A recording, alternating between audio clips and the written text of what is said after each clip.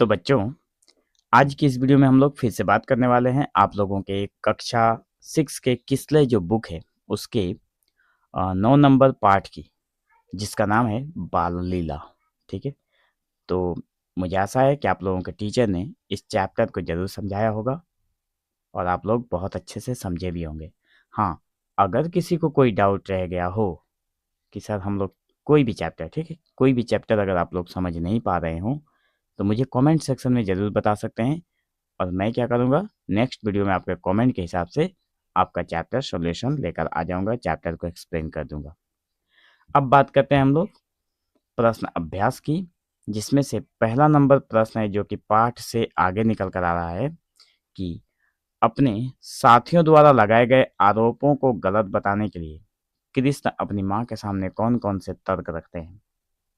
कृष्ण जो हैं अपने साथियों द्वारा लगाए गए आरोप जो हैं उसको गलत बताने के लिए कौन कौन से तर्क सामने रख रहे हैं। तो उत्तर में लिखेंगे कि कृष्ण कहते हैं कि वे सुबह से गायों के पीछे थे, माखन नहीं खाया, उनकी बाहें छोटी हैं, इसलिए वे छीके तक नहीं पहुंच सकते। मतलब कृष्ण क्या कह रहे हैं कि सुबह से तो वो गायों के पीछे थे, उनके जो दोस्त थे, ठीक है, उन्होंने क्या कहा था कि माखन किसने खाया है, तो माखन कान्हा ने खाया है। ठीक है, और कृष्ण कहते हैं कि मैं सुबह से गायों के पीछे घूम रहा था, मैंने नहीं खाया माखन, मेरी छोटी छोटी बाहें हैं ऊपर सीके तक, ठीक है, कैसे जाएगी। तो बोल रहे हैं कि इतने ऊपर मेरे हाथ नहीं पहुंच सकते। ग्वाल बालों ने झूठा आरोप लगाकर उन्हें मुंह पर माखन लगा दिया। कह रहे हैं कि ग्वाल बाल जो हैं उन्होंने क्या किया है, मुझे पकड़कर माखन लाए थे कहीं से और मेरे मुंह पर लगा दिया और आपके सामने खड़ा कर दिया कि मैंने ही माखन खाया है। कृष्ण जो है यही बात अपनी माता यशोदा को बता रहे हैं। दूसरा नंबर प्रश्न है कि नीचे कुछ पंक्तियां दी गई है, उन्हें पढ़िए और बाल लीला के पदों में से उन पंक्तियों को छांट कर लिखिए जिनका भावार्थ इन पंक्तियों में समाहित है। मतलब नीचे जो पंक्तियां हम लोग कविता में या फिर जो देखें बाल लीला कविता में जो पंक्तियां देखें उसका सारांश दिया हुआ है, छोटी छोटी दो दो पंक्तियों का सारांश दिया हुआ है।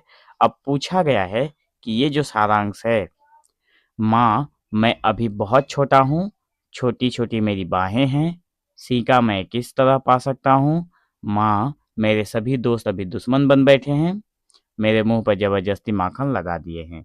अब ये जो लाइन मैंने पढ़ा अभी, इसका मीनिंग, ये तो मीनिंग है, कविता की कौन सी पंक्ति में ये मीनिंग पूछी गई, बताई गई है, ठीक है, वही बताना है। तो यहाँ पे हम लोगों ने वो पंक्ति लिखी है कविता से। उत्तर में लिखेंगे कि मैं बालक बहियन को छोटे छोटो छींको कहीं विधि पायो, ग्वाल बाल सब बैर परे हैं, बरबस मुख लपटायो। ये वाला लाइन जो है यही इसका अर्थ प्रदान कर रहा है। दूसरा नंबर एक और है कि माँ अपनी यह लाठी और कंबल लो, तूने मुझे बहुत परेशान किया है। इस पर यशोदा हंसकर कृष्ण को गले से लगा लेती हैं। ठीक है, तो इसका उत्तर हम लोगों की कविता की कौन सी पंक्ति में मिलती है। कृष्ण बोल रहे हैं कि यह ले अपनी लकुटी कमरिया, बहुत ही नाच नचायो, सुध दास तब विहंसी जसोदा लय उरकंठ लगायो।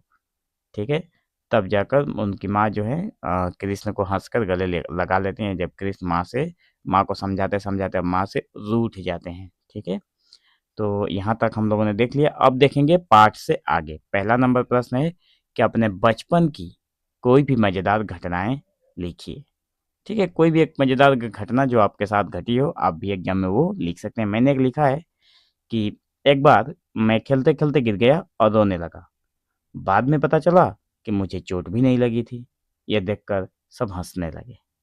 ठीक है, अब हम लोग बात करेंगे निम्नलिखित पद का अर्थ अपनी मातृभाषा में लिखिए। अब देखिए, नीचे वाला जो पद लिखा गया है इसका अर्थ अपनी मातृभाषा में लिखने को कहा गया है। तो हमारी मातृभाषा हिंदी है, तो हम लोगों ने हिंदी में से लिख कर रखा है। ठीक है, देखिए पद क्या है कि मैं बालक बहियन को छोटो, छींको कहीं विधि पायो, ग्वाल बाल सब बैर परे हैं, बरबस मुख लपटायो। तो यहाँ पे इसका मीनिंग वही निकल कर आता है कि कृष्ण कहते हैं कि वे छोटे बच्चे हैं, उनकी बाहें भी छोटी है, इसलिए वे छींके पर रखा माखन जो है वो नहीं ले सकते। ग्वाल बालों ने झूठा आरोप लगाकर उनके मुंह पर माखन लगा दिया है। उसके बाद ख नंबर का एक प्रश्न निकल कर आता है जिसमें कहते हैं कि तू जननी मन की अति भोरी, इनके कही पति आयो, जिय तेरे कछु भेद उपजहीं, जानी पराय जायो। अब ये जो पंक्ति है ये कविता की पंक्ति है, मैंने इसे लाइन में यहाँ पे लिख दिया है ताकि थोड़ा स्पेस कम लगे। तो देखिए उत्तर में लिखेंगे कि कृष्ण अपनी माँ से कहते हैं कि आप बहुत भोली हैं और दूसरों की बातों पर विश्वास कर लेती हैं। यदि आप मुझ पर विश्वास नहीं करेंगी तो मुझे पराया समझा जाएगा।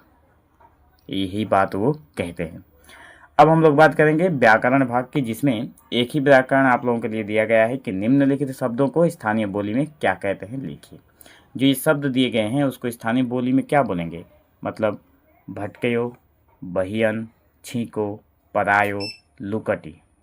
ठीक है, तो भटकयो का मतलब होगा भटका, बहियन का मतलब हो गया बाहें, छींको का मतलब हो गया सिक्का, सिक्का। ठीक है, जो कि घर में कुछ रखा जाता है उस पर लटका कर। ठीक है, परायो पराया, लकुटी मतलब लाठी, लुटकी नहीं है, सॉरी यहाँ पे गलत टाइपिंग हुआ है, लकुटी होगा। ठीक है, यहाँ पे गलत है, लकुटी होगा, यहाँ पर लुटकी लुटकी हो गया है, तो लकुटी का होगा लाठी। अब हम लोग बात करेंगे कुछ करने को दिया गया है, जिसमें से पहला नंबर है कि प्रस्तुत कविता में कृष्ण के 6-7 वर्ष की उम्र का वर्णन किया गया है। बिल्कुल 6-7 वर्ष के जब कृष्ण हो गए थे तभी ये दृश्य दिखाया जाता है, तभी का ये वर्णन है। तो अपने याददाश्त के आधार पर लिखिए कि जब आप इस उम्र में थे तो उस समय आपकी माँ आपके लिए क्या क्या करती थी। ठीक है, लिखेंगे कि मेरी माँ जो हैं, उत्तर में लिख सकते हैं कि मेरी माँ मुझे स्कूल भेजती थी, पढ़ाई में मदद करती थी, समय पर खाना खिलाती थी और मेरी देखभाल करती थी। ठीक है, अब 2 नंबर का एक प्रश्न है कुछ करने को कि सूरदास की कोई दूसरी रचना को भी खोजिए और पढ़िए। तो देखिए ये बहुत मज़ेदार एक आंसर हम लोग लिख सकते हैं कि मैया मोही दायु बहुत खिजायो, सूरदास का ये बहुत प्रसिद्ध रचना है। आप लोग अगर चाहें तो इसको ढूंढ कर कहीं से पढ़ सकते हैं, या फिर अगर चाहिए तो आप लोग कमेंट सेक्शन में बता सकते हैं, इसके ऊपर भी वीडियो आप लोगों के लिए प्रोवाइड कर दिया जाएगा। तो दोस्तों मिलेंगे हम लोग एक नेक्स्ट वाले वीडियो में, जो कि चैप्टर नंबर होगा आप लोगों का 10। ठीक है, तो 10 नंबर चैप्टर में जब हम मिलेंगे तो उस चैप्टर का भी समाधान लेकर जल्द ही हम लोग आने वाले हैं। तो इसके पहले जितने भी वीडियो अपलोड किए गए हैं सबको आप लोग देख सकते हैं चैनल के प्लेलिस्ट में जाकर। प्लेलिस्ट आप लोगों को कहाँ मिलेगा, डिस्क्रिप्शन में, इसी वीडियो के डिस्क्रिप्शन में आप लोगों को प्लेलिस्ट मिलेगा, वहाँ से जाकर चेकआउट करिए। तो मिलेंगे हम लोग एक नए वीडियो में, तब तक के लिए धन्यवाद।